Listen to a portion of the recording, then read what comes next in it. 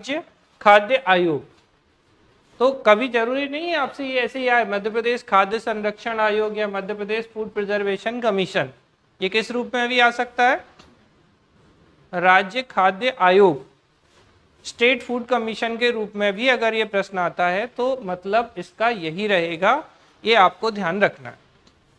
ठीक है, अब सबसे पहले अगर हम बात करें, जो हम बात कर रहे थे कि जो मध्य प्रदेश खाद्य संरक्षण आयोग है या मध्य प्रदेश खाद्य आयोग जो है, स्टेट फूड कमीशन जो है, ये कैसी बॉडी होगी? तो ये आपकी क्या संवैधानिक निकाय होगा?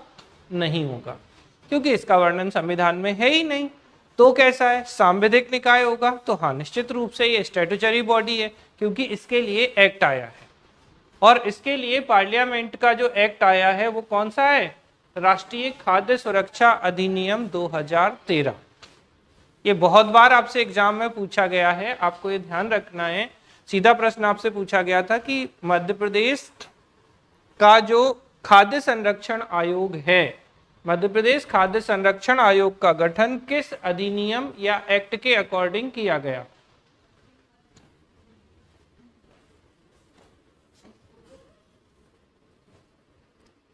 तो आपको ये ध्यान रखना है कि किस एक्ट के अकॉर्डिंग किया गया। तो बेटा ये जो किया गया था ये आपको ध्यान रखना है, तो national food security act 2013 direct question आपसे पूछा गया है, इसको आप बहुत अच्छे से ध्यान रखेंगे। तो मध्य प्रदेश खाद्य संरक्षण आयोग किसके अकॉर्डिंग? ठीक है, राष्ट्रीय खाद्य सुरक्षा अधिनियम 2013। लेकिन अगर मैं आपसे प्रश्न पूछूं, अब थोड़ा सुनना अच्छे से प्रश्न, कि मध्य प्रदेश खाद्य संरक्षण आयोग का गठन किस विधेयक के माध्यम से किया गया? राष्ट्रीय खाद्य सुरक्षा विधेयक 2011, 2012, 2013, 2014। प्रश्न सुना? लाइव में आप लोग रिप्लाई करिए। प्रश्न फिर से बोलूं, मध्य प्रदेश खाद्य संरक्षण आयोग, या हम कहें सीधा मध्य प्रदेश का नहीं बोले, हम किसी के भी राज्य खाद्य आयोग की बात करें तो इसके लिए जो एक्ट था वो तो 2013 का है अधिनियम।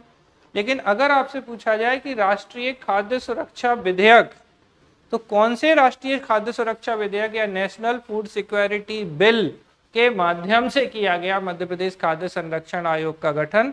आंसर करिए। 2011, 12, 13, 14। सही आंसर देना और उल्लू नहीं बनाना हमको। देख रहे हैं हम कौन कौन बोल रहा है, बताइए भाई। अब बोलो कौन बोल रहा है। बिल्कुल भी उल्लू बनाने की कोशिश नहीं करना। बोलो भाई, कोई भी बताए, मुझे बहुत खुशी होगी।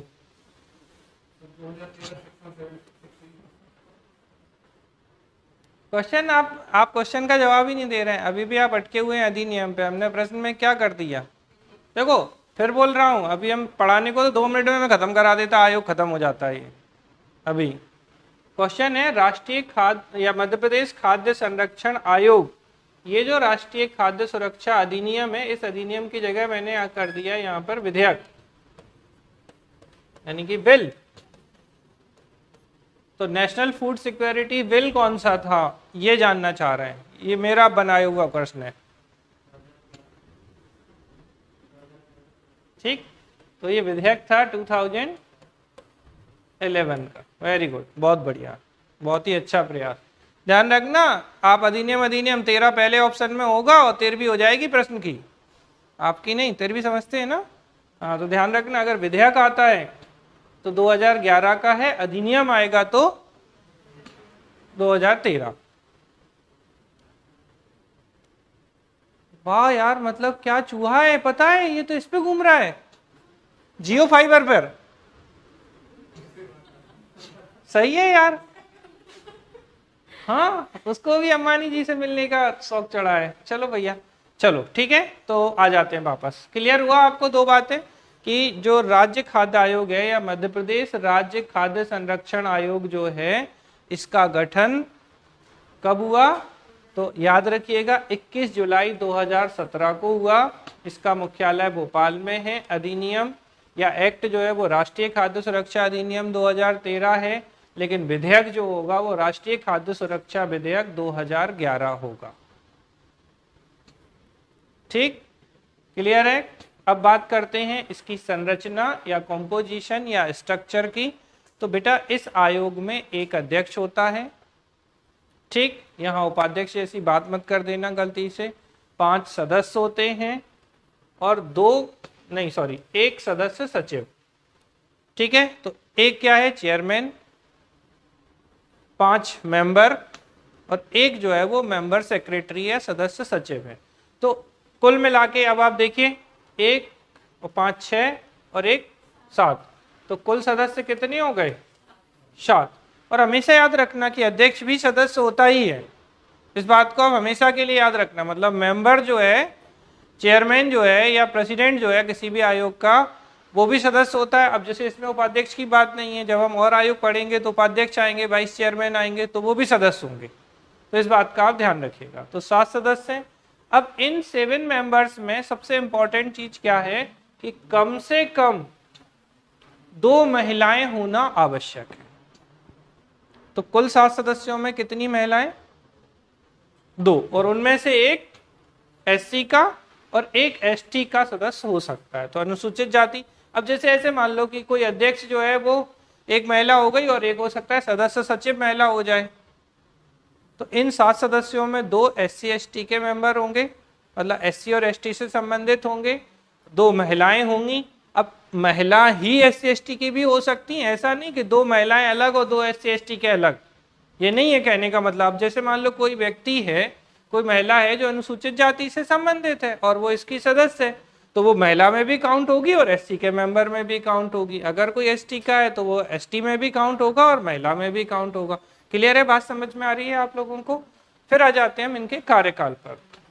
तो जो इनका टेन्योर है वो 5 वर्ष और 65 वर्ष, जो भी पहले हो, या तो 5 ईयर का टेन्योर पूरा हो जाए या फिर 65 ईयर की एज पूरी हो जाए, तो दोनों में से जो पहले हो उसको हम देख सकते हैं। तो 5 ईयर और 65 ईयर की हम बात करते हैं। जैसे कोई व्यक्ति है, अगर 62 साल की उम्र में इसका अध्यक्ष बन गया मध्य प्रदेश खाद्य संरक्षण आयोग का, तो वो सिर्फ 3 साल का कार्यकाल पूरा कर पाएगा, क्योंकि 3 साल बाद वो 65 साल का हो जाएगा। ठीक है, ये बात क्लियर है।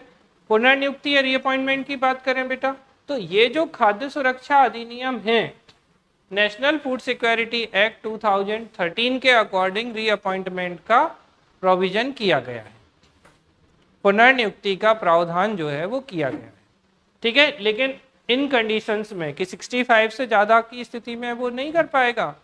अगर कोई व्यक्ति 65 से ज़्यादा का हो गया तो उस स्थिति में वो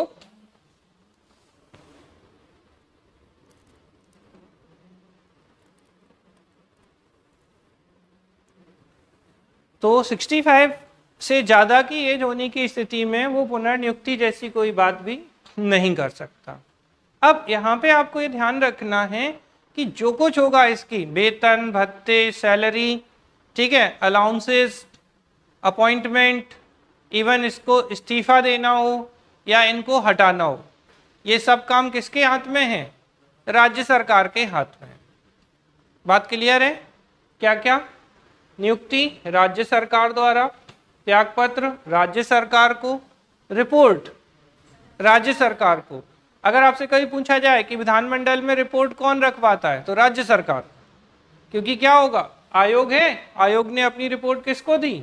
कुछ समझ में आ रहा है? जैसे राष्ट्रीय मध्य प्रदेश राज्य खाद्य संरक्षण आयोग है, रिपोर्ट किसको दी इसने?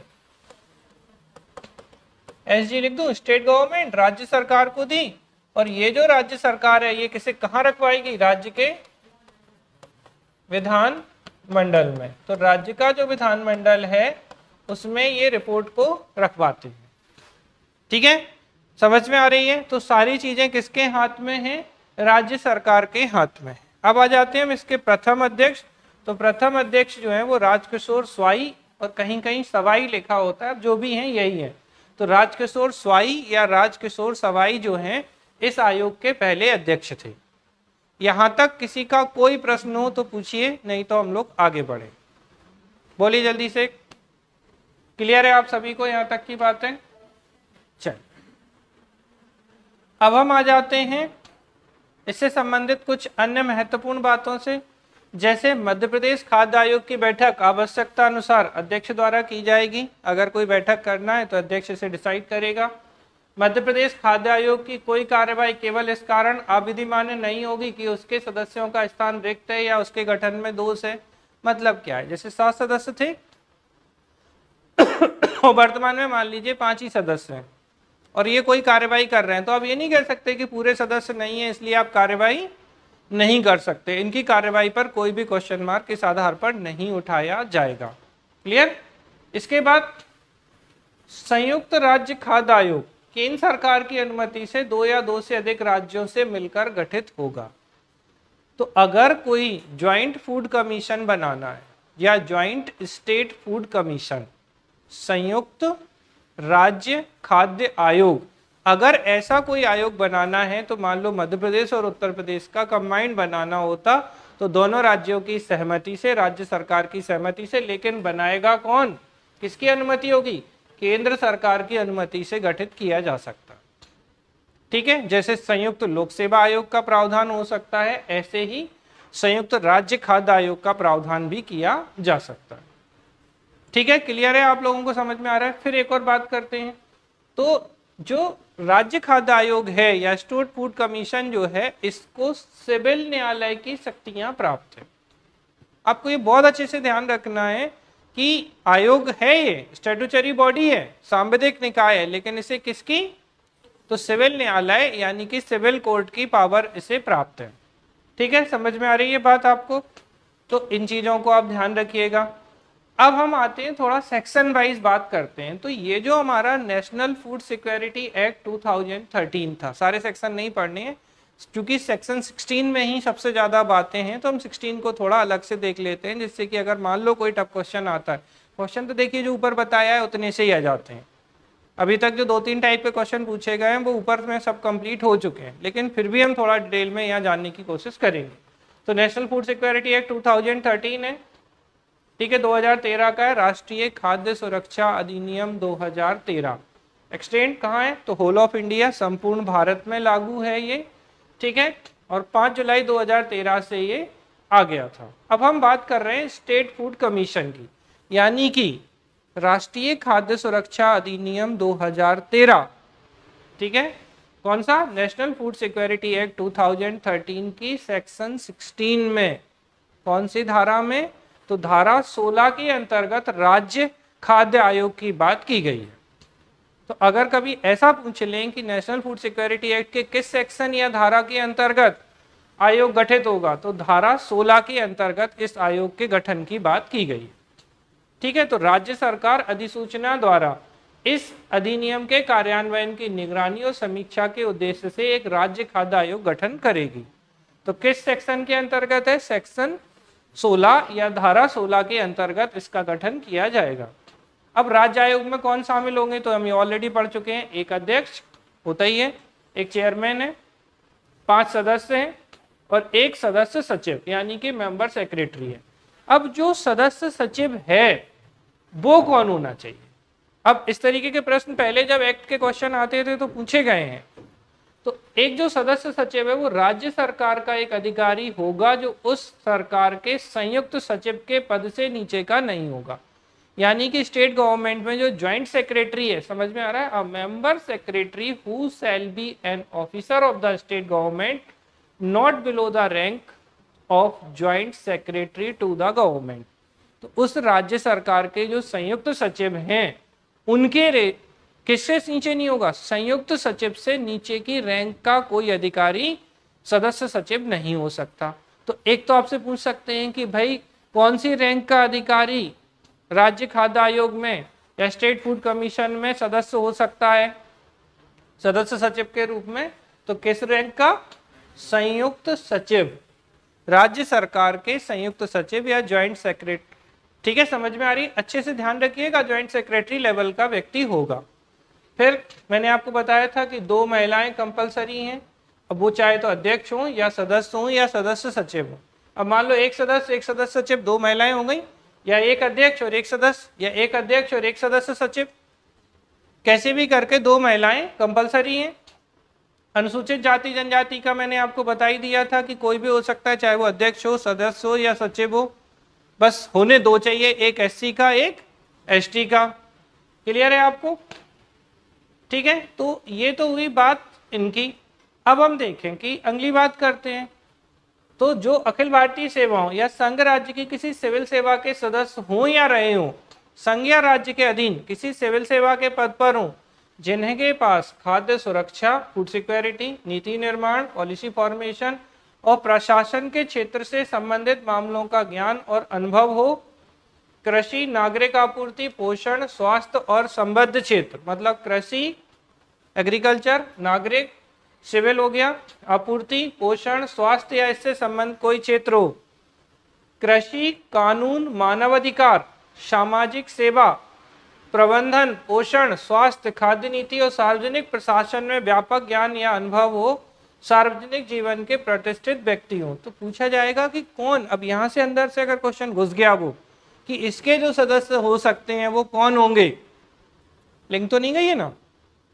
तो आपको ये ध्यान रखना है, इतने क्षेत्रों में से कोई जिनके पास गरीबों के भोजन यानी निर्धनों के भोजन और पोषण के अधिकारों में सुधार से संबंधित कार्य का प्रमाणित रिकॉर्ड हो। ठीक है, समझ में आ रही है ना। तो इतने क्षेत्रों में इनमें से किसी भी क्षेत्र में काम किए हुआ सिविल सर्वेंट अगर है तो वो क्या बन सकता है, इस आयोग में शामिल हो सकता है। बात समझ में आ रही है आपको? तो ये हुई बात। इनसे हालांकि कोई नहीं पूछा गया प्रश्न, तो आप ज्यादा इस पे नहीं भी जोड़ देंगे तो चलेगा, बट थोड़ा सा ध्यान देने की जरूरत है। फिर आपको मैंने बताया था कि कार्यकाल अधिकतम 5 वर्ष का हो सकता है, जैसे उन्होंने पद ग्रहण किया उससे 5 वर्ष का, 5 ईयर का। पुनर्नियुक्ति देखो सेक्शन 16 के सब क्लॉज 4 में पुनर्नियुक्ति के लिए बात की गई है। तो राज्य आयोग जो है वो पुनर्नियुक्ति के लिए भी काम कर सकते हैं। और कितने साल, तो 65 ईयर जो है उसके लिए काम कर सकते हैं, लेकिन 65 के बाद में कोई भी व्यक्ति इस पद पर नहीं रह सकता। क्लियर है आप लोगों को? तो ये हो जाता है आपका। फिर आपको ध्यान रखना है कि नियुक्ति की विधि और अन्य नियम शर्तें किनके अधीन होंगी, राज्य आयोग के अध्यक्ष और अन्य सदस्य और सदस्य सचिव की नियुक्ति की जाती है। और राज्य आयोग की बैठकों का समय, स्थान, प्रक्रिया, बैठकों की गणपूर्ति, इनकी शक्तियां ऐसी होंगी जो कौन निर्धारित करेगा, राज्य सरकार। तो यहाँ जितने भी नियम बनेंगे वो सब राज्य सरकार के अधीन होंगे अगर ये राज्य आयोग है तो। ठीक है, समझ में आ रही है? अब देख लेते हैं कार्य क्या करेगा। तो राज्य के संबंध में इस अधिनियम के कार्यान्वयन की निगरानी और मूल्यांकन। तो monitor and evaluate the implementation of this act. कौन सा act? National food security act, राष्ट्रीय खाद्य सुरक्षा अधिनियम की जो निगरानी है, इनका कार्यान्वयन है, मूल्यांकन है, ये कौन करेगा? आयोग करेगा। ठीक है, समझ में आ रही है? फिर या तो स्वप्रेरणा से या शिकायत प्राप्त होने पर अध्याय 2 के तहत प्रदान किए गए अधिकारों का उल्लंघन की जांच करेगा। इन्हें जो अध्याय 2 में चैप्टर 2 में राइट्स दिए गए हैं, अगर उनका कोई वायलेशन कर रहा है तो उनकी जांच या तो स्वप्रेरणा, मतलब होता है ना सो मोटो, उनको पता चल गया कहीं से न्यूज़पेपर से या किसी और तरीके से, तो उन्हें जांच बिठा दी, या फिर कोई शिकायत कर दे तो वो कर सकते हैं। तीसरी चीज, इस अधिनियम के प्रभावी कार्यान्वयन पर राज्य सरकार को सलाह देना। तो give advice to the state government on effective implementation of this act. इस एक्ट का अगर प्रभावी क्रियान्वयन करना है तो किसको सलाह देंगे? ये राज्य सरकार को। फिर चूंकि खाद्य आयोग है तो खाद्य और पोषण संबंधी योजनाओं के प्रभावी क्रियान्वयन के लिए राज्य सरकार, उनकी एजेंसियां, स्वायत्त निकाय के साथ प्रासंगिक सेवाओं के वितरण में शामिल गैर सरकारी संगठनों को सलाह देना, ताकि व्यक्तियों को इस अधिनियम में निर्दिष्ट उनके अधिकारियों की जो जानकारी है, उन तक जो पहुंच है वो सुनिश्चित की जा सके। मतलब इस अधिनियम से संबंधित जो जानकारी है वो राज्य सरकार को भी प्रदान करना, इसके अलावा उनसे कोई एजेंसी जुड़ी है उनको करना है, कोई ऑटोनोमस बॉडी स्वायत्त निकाय जुड़ा है उनको प्रोवाइड कराना, इसके अलावा अगर कोई एनजीओ है तो उनको भी इस तरीके से जानकारी प्रदान करना किसका कार्य है? राज्य खाद्य आयोग का। फिर जिला शिकायत निवारण अधिकारी के आदेशों के विरुद्ध अपीलों की सुनवाई। तो जो जिला शिकायत निवारण, अब कौन है? District grievance redressal officer. कौन होगा जिला शिकायत निवारण अधिकारी? कलेक्टर। जिला कलेक्टर। तो उनके विरुद्ध भी अगर सुनना है कि भाई उनने कोई ऐसा काम कर दिया तो भी राज्य खाद्य आयोग इस पे सुनवाई कर सकता है। समझ में आ रही है बात। फिर वार्षिक रिपोर्ट तैयार करना, अभी बताया था कि भैया ये पूरे साल की रिपोर्ट तैयार करेंगे और रिपोर्ट देना किसको है, स्टेट गवर्नमेंट को। और स्टेट गवर्नमेंट कहाँ रखवाएगी, राज्य विधानमंडल में। ठीक है, समझ में आ रही है बात। फिर राज्य सरकार राज्य आयोग को ऐसे प्रशासनिक और तकनीकी कर्मचारी उपलब्ध कराएगी जिन्हें वह राज्य आयोग के समुचित कामकाज के लिए आवश्यक समझे। क्या होगा यहाँ पर बेटा, तो जो राज्य सरकार है इन्हें जो भी टेक्निकल सपोर्ट चाहिए, कर्मचारी चाहिए, वो सब कौन उपलब्ध कराएगा। तो आपसे डायरेक्ट क्वेश्चन पूछा जा सकता है कि राज्य खाद्य आयोग या स्टेट फूड कमीशन के लिए जो भी कर्मचारी हैं या सपोर्ट है वो कौन प्रोवाइड कराएगा, तो राज्य सरकार। ठीक है, यहाँ गवर्नर किसी भी रूप में राज्यपाल महोदय को आपको नहीं लेके आना है। ठीक है, समझ में आ रही है बात। फिर उपधारा 7 के तहत कर्मचारियों की नियुक्ति की विधि, उनके वेतन भत्ते सेवा शर्तें ऐसी होंगी जो कौन निर्धारित करेगा। तो अगर आपसे पूछा जाए कि राज्य आयोग के अध्यक्ष सदस्यों या किसी की भी सेवा शर्तें, चलिए भाई आवाज आ रही है। तो हम बात कर रहे थे कि जो भी कर्मचारी होंगे उनको तकनीकी सपोर्ट ये सारी चीजें राज्य सरकार प्रोवाइड कराएगी। इवन इनके वेतन भत्ते सेवा शर्तें, तो डायरेक्ट पूछा जाए राज्य खाद्य आयोग के अध्यक्ष एवं सदस्यों के वेतन कौन निर्धारित करेगा, राज्य सरकार। इनकी सर्विस कंडीशन राज्य सरकार, भत्ते राज्य सरकार, इनका इस्तीफा राज्य सरकार, इनकी नियुक्ति राज्य सरकार। तो सब कुछ लगभग किसके हाथ में है, राज्य सरकार के हाथ में है। ठीक है, राज्य सरकार किसी अध्यक्ष या किसी सदस्य को पद से हटा सकती है।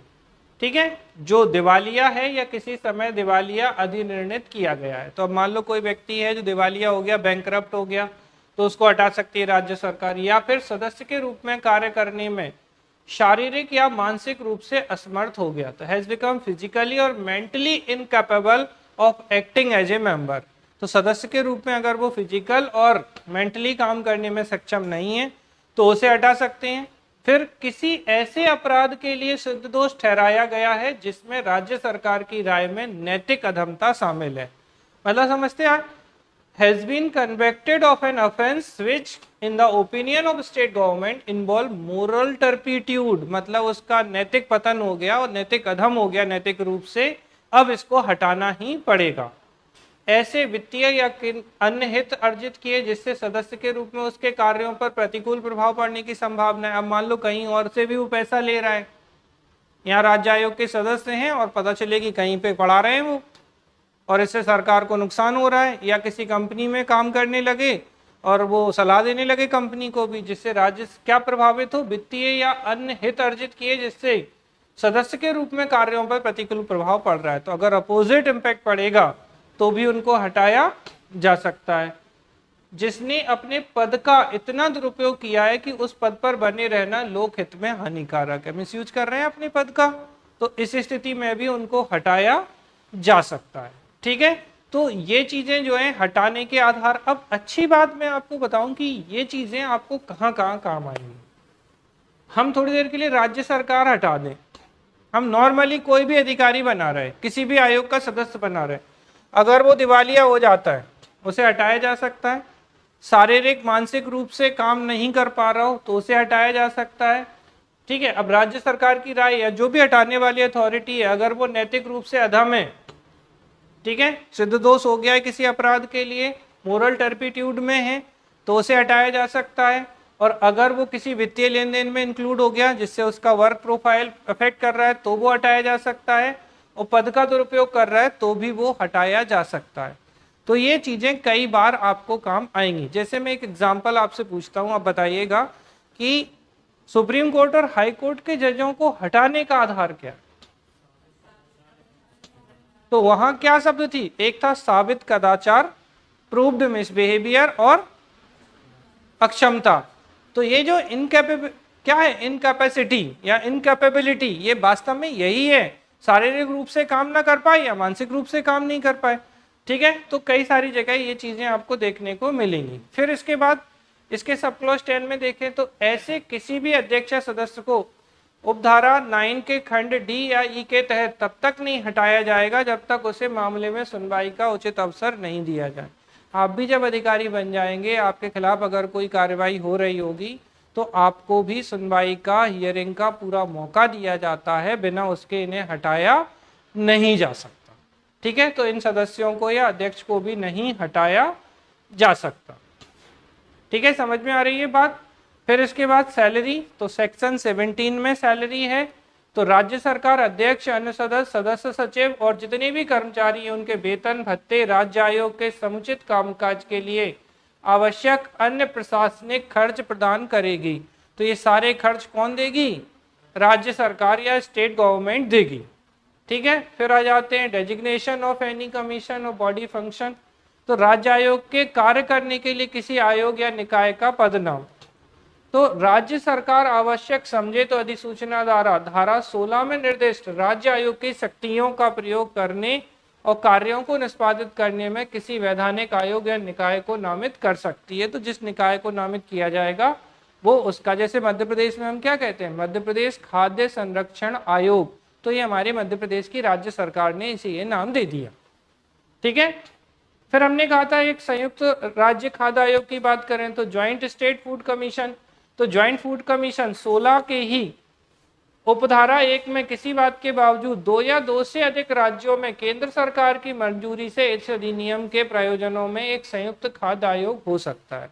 तो अगर आपसे पूछा जाए कि नेशनल फूड सिक्योरिटी एक्ट के अंतर्गत संयुक्त राज्य खाद्य आयोग हो सकते हैं, ठीक है, कौन से सेक्शन के अकॉर्डिंग है ये?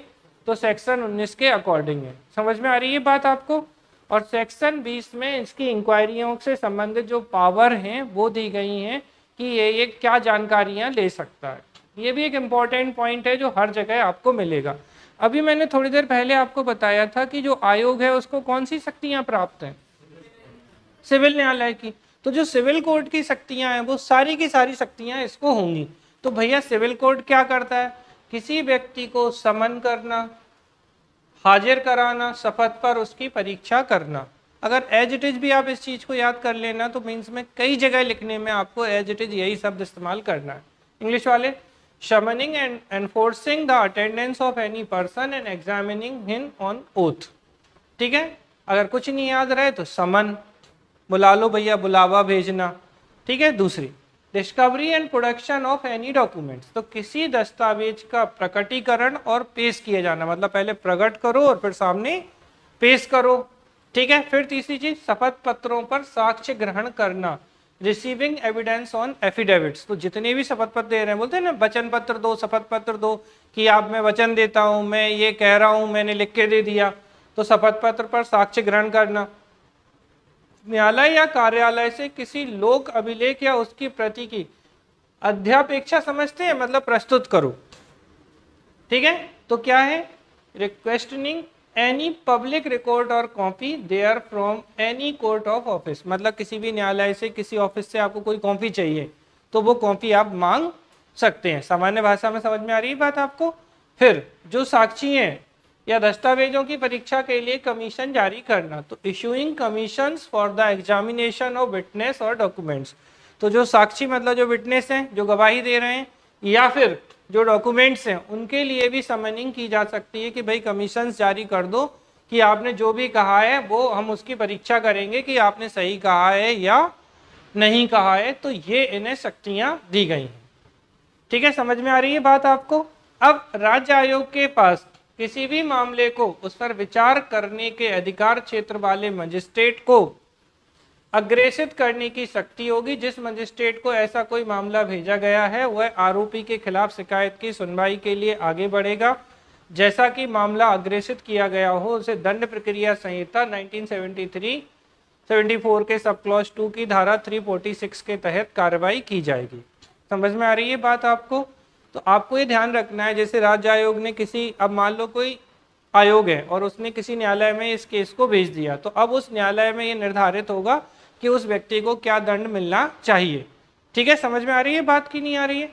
फिर इसके बाद सेक्शन 21 क्या कहता है? रिक्तियों आदि से राज्य आयोग की कार्यवाही अमान्य नहीं होगी। अभी बताया था कि अगर मान लो 7 सदस्य में से 5 सदस्य हैं और वो कोई काम कर रहे हैं तो ऐसा नहीं कि उनके कार्य को डिस्क्वालीफाई कर दिया, बोले नहीं नहीं ये तो 4 ही लोग थे, 7 लोग नहीं थे, ठीक है, तो अमान्य नहीं होंगे, ये क्वेश्चन आ सकता है। ठीक है, तो राज्य आयोग का कोई भी कार्य या कार्रवाई केवल इस आधार पर अमान्य नहीं होगी कि राज्य आयोग में कोई रिक्ति या उसके गठन में कोई त्रुटि है, मतलब कम लोग काम कर रहे हैं या किसी तरीके से। ठीक है, दूसरी बात, राज्य आयोग के अध्यक्ष या सदस्य के रूप में किसी व्यक्ति की नियुक्ति में कोई त्रुटि है कि भाई नियुक्ति जो हुई है वो गलत तरीके से हुई है, इस आधार पर भी आप उनके कामों को मना नहीं कर सकते। राज्य आयोग की प्रक्रिया में कोई अनियमितता जो मामले की गुणागुण को प्रभावित नहीं करती, मतलब उसकी मेरिट को प्रभावित नहीं कर रही है, तो इस आधार पर भी आप ये नहीं कह सकते कि नहीं इनके जो काम है वो गलत हैं।